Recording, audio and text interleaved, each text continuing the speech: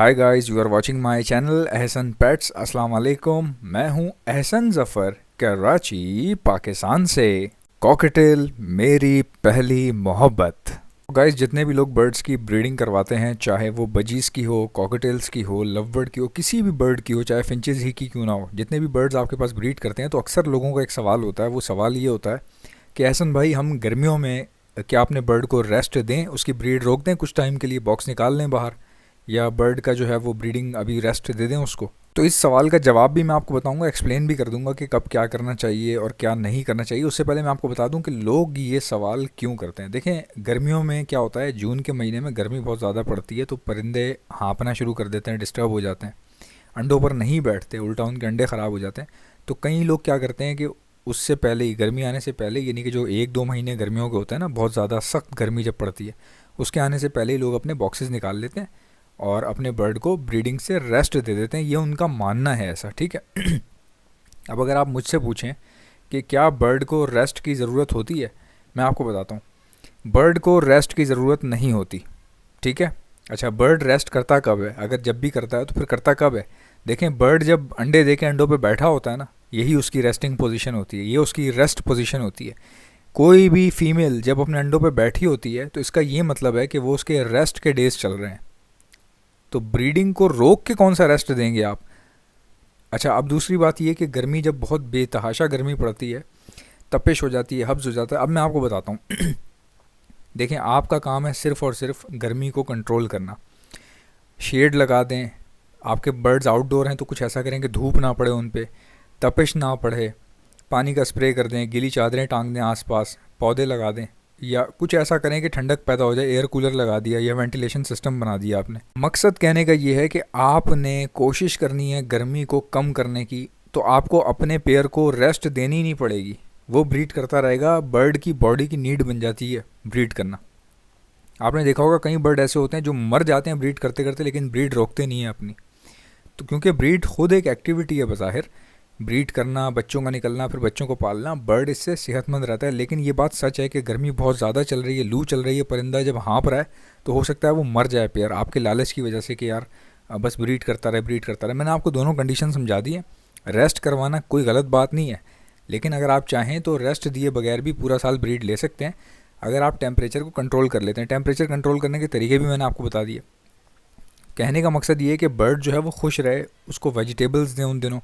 अगर आप ब्रीड ले रहे हैं, अगर आप ब्रीड लेना चाहते हैं गर्मियों में, तो आप उसको वेजिटेबल्स सैलड बना के दें, चॉप किया हुआ, बिल्कुल कुटा हुआ, वो खाएगा वो।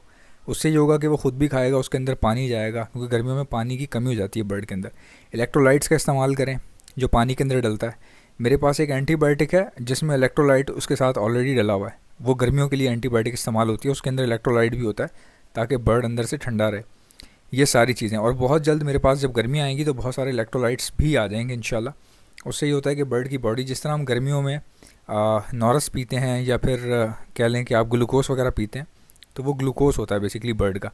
बर्ड को ठंडा भी रखता है अंदर से, उसका काम यही है कि बॉडी के टेम्परेचर को नीचे ले आता है, गर्मी ख़त्म करता है। तो वो गर्मियों में ही इस्तेमाल होता है, सर्दियों में इस्तेमाल नहीं करते। अच्छा, एक भाई ने मुझसे कहा था कि मेरे जो बजीज़ हैं वो अपने अंडे बाहर फेंक देते हैं, ठीक है। मैं इसको डिस्कस कर लेता हूँ थोड़ा और आपके साथ, यानी कि एक्सप्लेन कर देता हूँ उसको पूरा, क्योंकि इसमें बहुत सारे सिनेरियोज़ होते हैं। अंडे नीचे फेंकने की बजीज़ की कई वजूहत हो सकती हैं। पहली बात ये कि मेरे आपसे दो सवाल होंगे, क्या आपने कॉलोनी में रखे हुए हैं बजीज़? तो कॉलोनी में ये चीज़ बहुत आम है कि बजीज़ अपने अंडे फेंक देते हैं, या कोई दूसरे बजीज़ जो है वो किसी दूसरे के अंडे अंदर मटकी में जाके या बॉक्स में जाके बाहर फेंक देते हैं। तो ऐसा कॉलोनी में बहुत ज़्यादा होता है। तो अगर कॉलोनी में हो रहा है तो भाई उसका कोई इलाज नहीं है, आपको अलग अलग करके रखने पड़ेंगे। बहुत सारी कॉलोनीज़ में नहीं भी होता, यानी ये केस होता ही बहुत कम है बाहर फेंकने वाला अंडे। और अगर आपके पास 100 पेयर की कॉलोनी है तो उसमें से 2 के साथ ये प्रॉब्लम आ रही होगी, जो मैंने देखा है रेयर केस है, यानी बहुत कम होता है। बजीज इतना तंग करते नहीं है ब्रीडिंग के मामले में।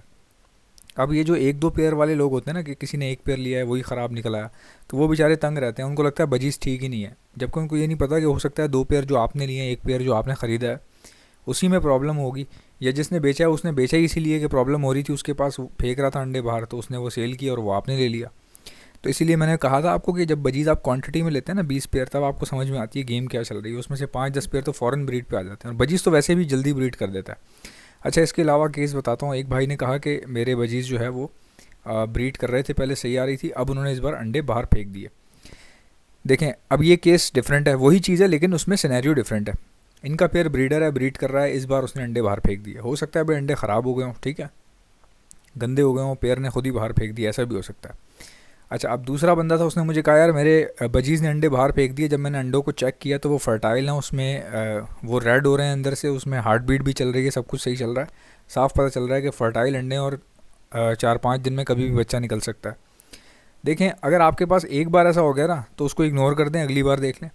लेकिन अगर किसी भाई के पास 3 ब्रीड में लगातार ऐसा हो रहा है ना कि अंडे बाहर फेंक रहे हैं बजीज़, तो ऐसे पेयर को उठा के आप जो है ना सेल कर दें या साइड पे कर दें।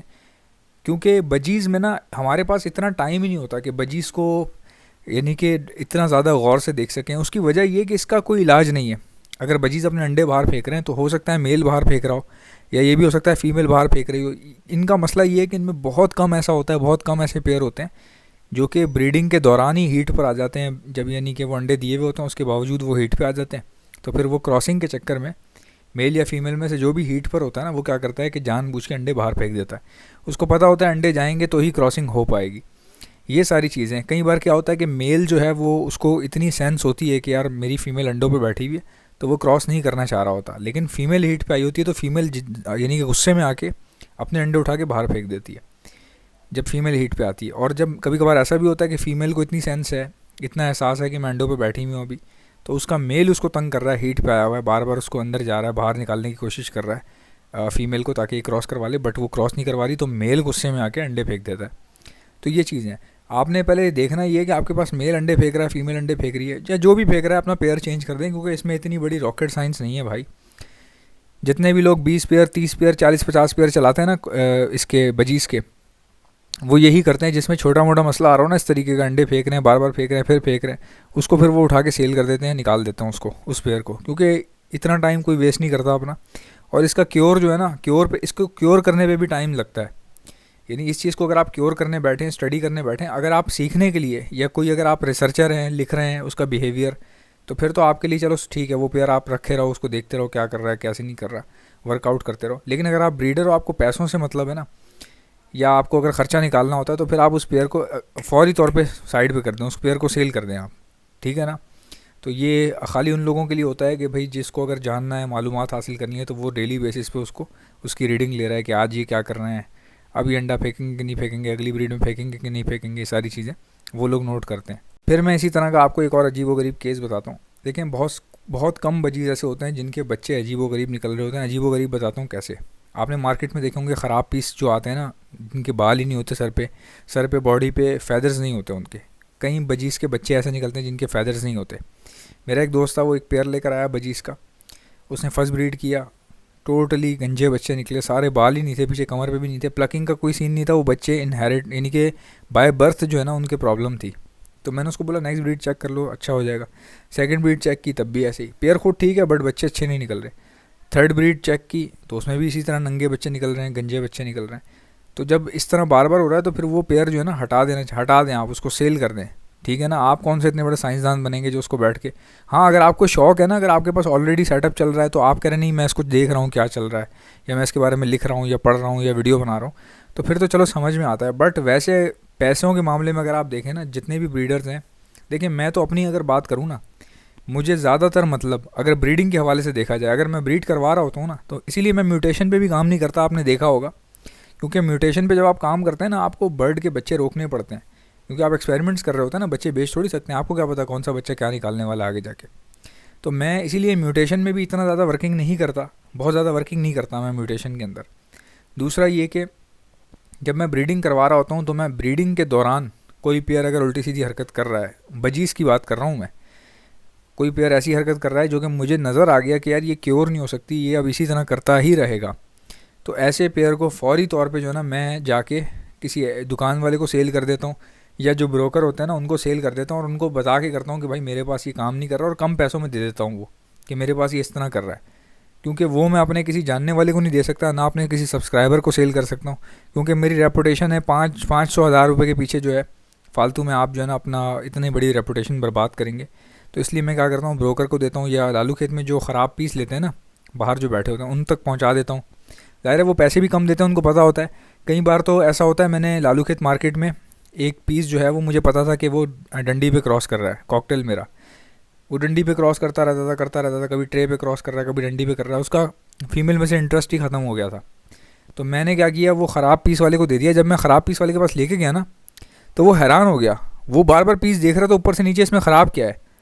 तो मैंने कहा यार ये ख़राब है, बस समझ जाओ ये ख़राब है, कितने पैसे दोगे। अच्छा आप यकीन नहीं करेंगे, उसने मुझे ज़्यादा पैसे बोले। मैंने कहा यार तुम मुझे जो है ना इसके 1000 रुपये दे दो, पीस वो 4000 वाला था। तो मैं लेके आ गया। आई होप कि मेरी वीडियो आपको अच्छी लगी होगी। अगर आपको अच्छी लगी तो लाइक कर दीजिएगा। अगर आप मेरे चैनल पर नए हैं तो चैनल को सब्सक्राइब कर लें। आपसे मुलाकात होगी इंशाल्लाह नेक्स्ट वीडियो में। अल्लाह हाफ़िज़।